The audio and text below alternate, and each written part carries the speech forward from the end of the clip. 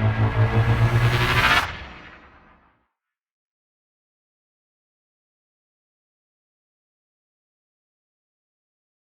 have you been up to in lockdown? Just home with the family. 3 daughters and my granddaughter. Wow, big house then. You know what I mean? So, but after a while, I start feeling like you're in the closet. Yeah. Are you driving each other crazy then? No, not really. Sometimes at night we do. In the daytime we don't. We go outside. Oh yeah. You gotta get that fresh air while it's times like this. You know, like keep your head fresh. You know what I mean? Exactly. May 18th is a very famous date in boxing. If you go back to 2002, the first Arturo Gatti Ward fight. When did you first meet Arturo, and what was his work ethic like? Well, I've known Arturo when he first turned pro, and the guy that trained him early, Hector Roca, was my former trainer, and we had a good friend, and we had this guy Mario Costa, I know Mario, and he knew Arturo and him, and I fought his brother Joe. Yeah. I knocked Joe out though. So, did you ever patch things up after? I mean, there was no hard feelings. After the fight. You know what I mean? I've never had any hard feelings with any fight I've ever fought. So, it's business. So, when the fight with Micky Ward came up, like, what were the first thoughts that came into camp? Did you think it was going to be as tough as it was? Oh yes, I knew it because the first fight I had with Arturo was with Teron Millette, and he knocked Teron Millette out. And then the next fight we went to was right to Micky Ward, which I knew was going to be tough. And Arturo hadn't really been in a tough fight for at least 2 years. So, and then during the fight, he hit Micky with a combination. And Micky banged his gloves together and said, shit. And when he did that, I said to myself, we're in for a long night. Was that the bit where he went down on the canvas and he pounded the ground with the body shot? Yeah. Yeah. What was that the most stressful time you've had as a trainer, being in that corner for such a busy fight where everything's throwing left and right? I can honestly say, not really. You're always on edge because you don't know what the hell's going to happen. But it was the same way when I had Antonio Tarver in the 3 fights with Roy Jones. You're on edge because you don't know what's going to happen at any time. Yeah, because the most famous round from that probably was round 9, where it was just like non-stop action, and there was a bit of confusion at the end where they thought you threw the towel in, but the ref was like, no, this is a fight, this is finishing. So were you actually thinking about stopping it at that point? No, what happened was the referee and the doctor were talking in Arturo in Italian. Yeah. Then they started talking to me in Italian. I'm like, hey, I don't know what the hell you guys are talking about. But Arturo said to me that he was okay. He was crying in the corner now, no lie. I mean, it was tears coming because he said it hurt. Yeah, and his bottom lip was trembling. I'll never forget it. And what was he saying to you? Coach. He said, I'm okay. So I said, okay, go. I told him to bounce in the corner, and he bounced, showed me his legs were okay, and he went out and he won the 10th round. Yeah, because those last 10 seconds as well, those were iconic. It was just last man standing, let it all go. Yeah. Wow, did you ever know that Arturo had that in him to finish like that? Oh yeah. I mean, I remember from his early fights early in his career. Yeah. And what if Arturo said, this hurts so bad, then why did they fight 2 more times? Was it just the chemistry they had? Why did they fight 3 times? Yeah, because like Arturo's saying, this hurts so bad, so why put himself through that? They say, styles make fights. Yeah. And, when he got the win in the rematch, he figured let's break the ties 1-1, and the fans loved it and shit. They laughed. They both laughed all the way to the bank. Yeah, they did. They definitely did, and the Hall of Fame. Exactly. Yeah, yeah. Because there was a bit in the third fight as well where he broke his hand. That's where the motivational technique of a trainer comes in, where you know your fighter's hurt, but you know they want to carry on. So is that where your motivational techniques came into play? What I did was I didn't even talk about the hand. Yeah. I kept his mind off of it. Because if you ask him how's your hand feel, now they're going to think about it. So you don't ask about it. You just leave it alone. You see, in the second fight, he broke his hand in the second round. But he didn't say nothing until after the fight. And he said that he got immune to the pain after 2 rounds. So, in the third fight, when he broke it, I remember what he told me. So I said, don't mention it. And he get immune to the pain in a round or so, then he get back to business, and that's what happened. The thing about this is, like, the thing about boxing that I particularly like is that when you go to war in that ring, you sort of form a bond that is unbroken then. And Micky and Arturo had that such special bond that they were probably in the hospital together just smiling and laughing about it. Like, do you remember, like, being in the hospital around them or anything like that? No, I didn't go to the hospital. I left. I came home. No. Were you actually surprised when Arturo went to work with Micky after as a trainer? Yeah. And what did you say to him when you sort of like when he said, I'm gonna train with Micky Ward? Like, did you say anything? He never told me he was gonna train Micky Ward. I found out. Ah, right, okay. And like, did you call him up after, or did you speak much? Ah, right. No. So it was sort of like a sudden shock, maybe. I'm not gonna say shock. I'm just gonna say that how can I put it? I'm trying to find the right words. I wished him well. How's that? Yeah. Okay, I understand now. Yeah. Across the 3 fights, did you have a good relationship with Mick, and did you talk about a few things, or you know? I mean, like I knew Mick before I started training Arturo. So I mean, me and Micky Ward fought on the same card together in 1986. So yeah. I mean, I'm gonna be honest. I didn't remember that until like years later. You know what I mean? And we laugh and joke about it, that we fought on the same card. And there were times that, you know, they offered me to fight him to my manager, and my manager was like, hell no. Wow, really? And then when I fought, after I beat Frankie Warren for the title, Frankie Warren fought Micky Ward in his next fight afterwards. Ah, okay. So you could have ended up fighting Micky Ward if somebody hadn't said no? Yeah.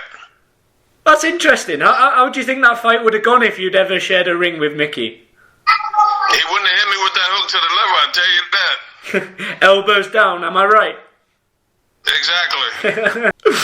Oh yeah, I just thought, while we're on the subject of trilogies, and you mentioned Antonio's trilogy with Roy Jones, do you think Tyson Fury and Deontay Wilder should have a trilogy, considering there's a bigger fight with Joshua at stake? Because, as you said, you know, to make a trilogy, it's usually, you know, one person wins and then the next person, and then you have a decider, or, you know, the fans just love it so much that you have to do it again. But in the first 2 fights, you could argue that Tyson Fury won them both pretty much conclusively, even though maybe a draw was controversial in the first fight.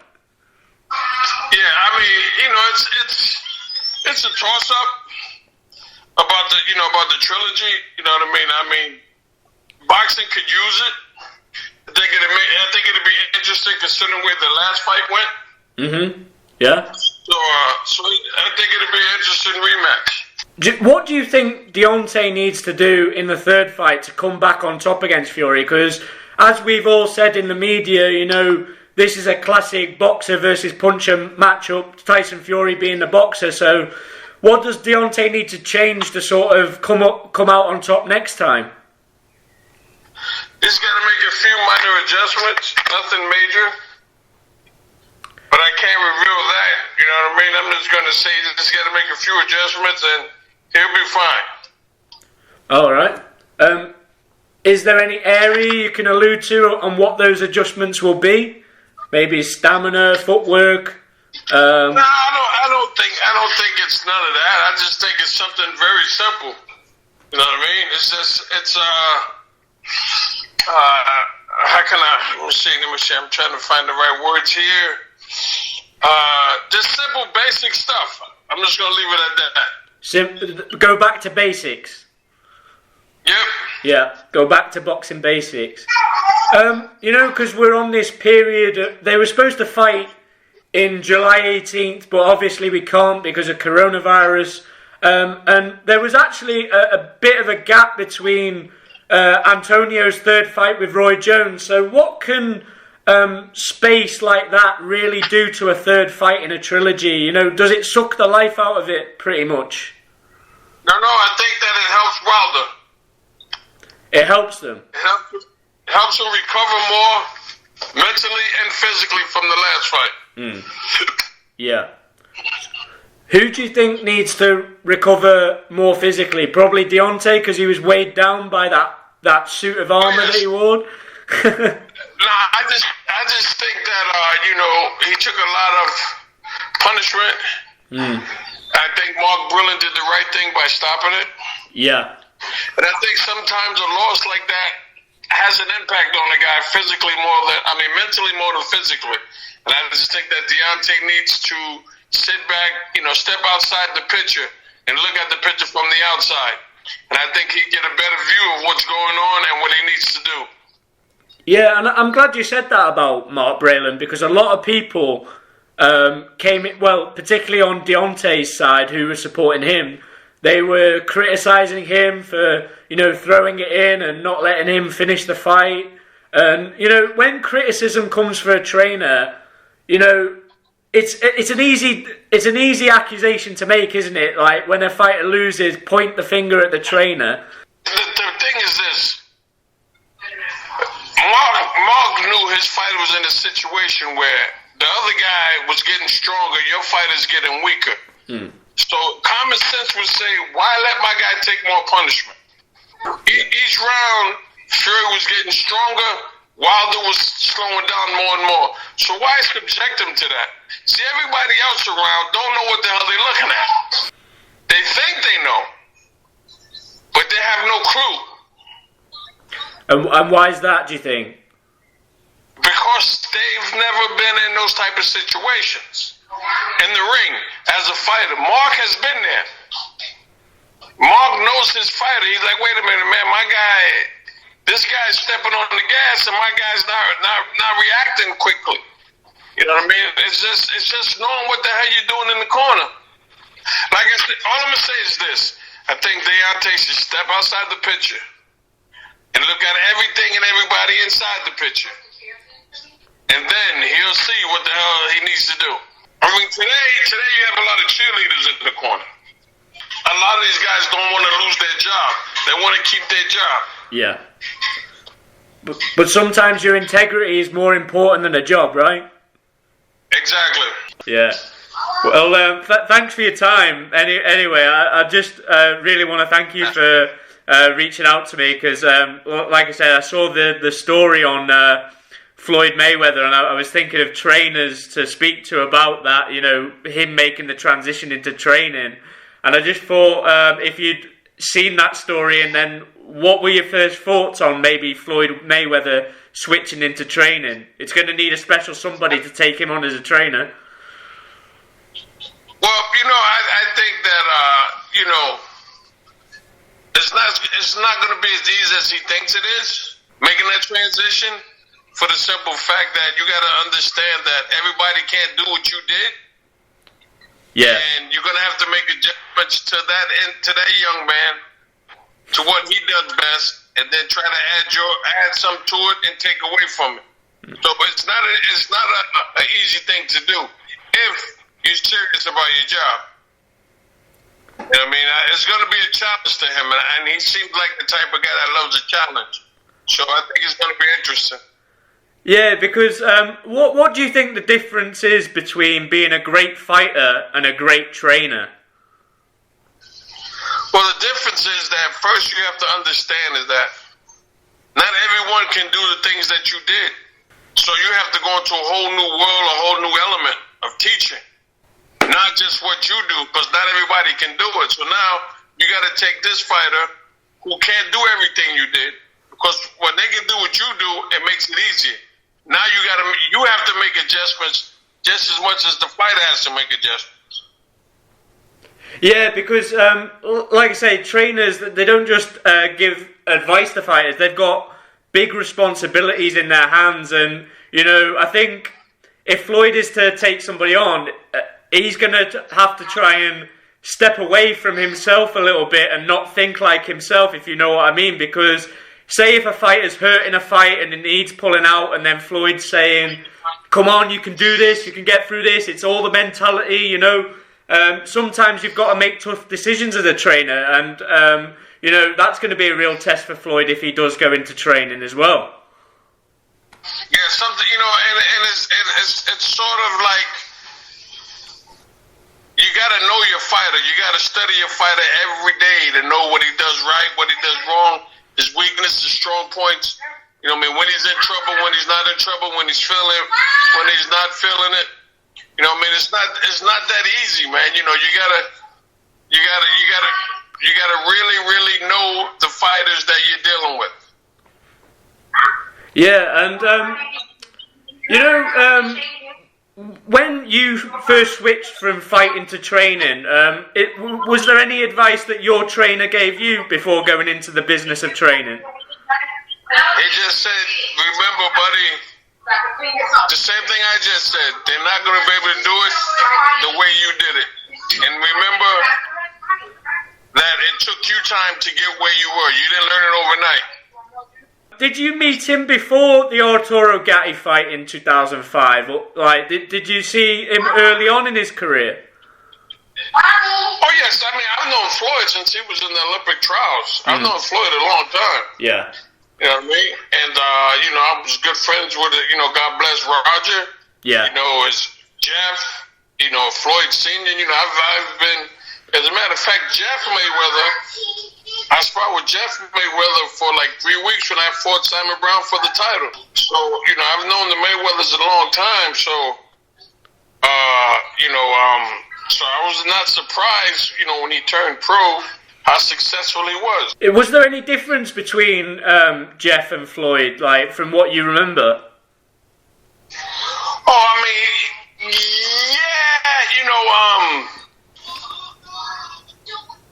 yes and no. Mm. You know what I mean? Floyd was a little bit faster than Jeff. But I gotta say, the first 2 times I boxed Jeff, he kicked my ass, I ain't gonna lie. Yeah? How many rounds did you do? Third, 4th, and 5th time I had his number. Oh, yeah? Oh, yeah, I figured him out. I said, I got your ass now. Yeah? How did you figure him out in the end? Well, after towards the second day, I noticed that, he was rolling the shoulder, and I said to myself, just come back with a left hook, buddy, and we can get out of here. Yeah. And you got it over there pretty quick, right? And my left hook was my bread and butter, so once I hit him with one left hook, then he gave me a different approach. He was more defensive than offensive. Oh, man. I got to congratulate you as well, buddy, because, Hall of Fame last year. How did you get notified of that, when you got inducted into the Hall of Fame for the first time, finally? The guy called me, when I was driving home from the store, and he called me up, and I saw his number on the call ID, and I thought he was calling me to ask me to come up and be a guest. You know what I mean? But instead, he was called to tell me I got inducted. What was your reaction, buddy? I was very, very happy and surprised. I just said, my hard work finally paid off. were your memories of that day of being there? And is there any advice for anyone visiting? Because I've always wanted to go. I've never been before. Like, is there any advice for me? I just say everyone has to. If you're in boxing, you've got to visit it at least once. It's a great weekend. It's just great. Yeah. What happened on your day when you got inducted? I mean, it was just, you visit when you're an inductee, when you're a guest there, an inductee, you're busy signing autographs all day. But they have so much stuff going on that it's great, man. I mean, I love it. My family was there, and it's something that you never, ever forget. And where do you keep your ring? My wife makes me keep it in the room, and I only can wear it on special occasions. Like birthdays or like family gatherings, stuff like that? Birthdays or a wedding or something. Other than that, she won't let me wear it. Yeah. Have you still got your trademark gold glasses somewhere? Oh, yeah. Yeah? Where are they? Oh, yeah, for sure. I keep a pair of those. So, like, are they by the bedside table and polished all nice? Yeah. Yes. Oh, man. I've got to talk to you about this one thing, because the first time I saw you, because bear in mind I'm quite young. I'm very young. I'm only 28, so I got into boxing. So I'm sort of like backtracking. So I didn't actually watch the Gatti fights and the Ward fights and the Tarver fights live. I have to backtrack through YouTube, but they're still great fights and I love watching them. But first time I saw you was actually the Contender TV series show, season 3. Okay, yeah. Yeah, how much fun was that? It was a lot of fun, man. Getting to meet, these young up and coming fighters, spending time with them, picking their brains, checking out their backgrounds, and hanging out with Ray Leonard. Messing with him every day. It was a lot of fun. Yeah. And how did you get approached for the show? They called me for season 1, but I had at the time had Arturo Gatti, Antonio Tarver, and Layla Ali in camp, so I couldn't do season 1. And then season 2, they went through, and then they called me for season 3, and I had a fighter in camp, and I said, "Listen, man, they want me to come audition for the show," and he said, "Go ahead, buddy, as long as you make it to my fight this week, go ahead and good luck." Buddy, thank you very much for your time. Really appreciate it. All right, thank you.